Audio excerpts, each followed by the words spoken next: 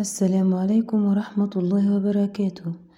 يجري الجنوب أفريقي بيرسي تاو نجم النادي الأهلي اليوم أشاع على قدمه للوقوف على مدة غيابه عن الملاعب بعد الإصابة التي تعرض لها في مباراة فريقه أمس أمام الاتحاد السكندري، والتي انتهت بفوز المارد الأحمر ب3 أهداف دون رد. وتشير الفحوصات المبدئية أن بيرسي تاو تعرض للإصابة بشد في العضلة الخلفية، ولكن أحمد أبو عبلة رئيس الجهاز الطبي بالأهلي سوف يخضع اللاعب للأشعة للوقوف على درجة الشد ومدة غيابه عن الملاعب. وشارك بيرسي تاو في مركز المهاجم بمباراتي غزل المحلة والاتحاد السكندري، ونجح في تسجيل هدفين.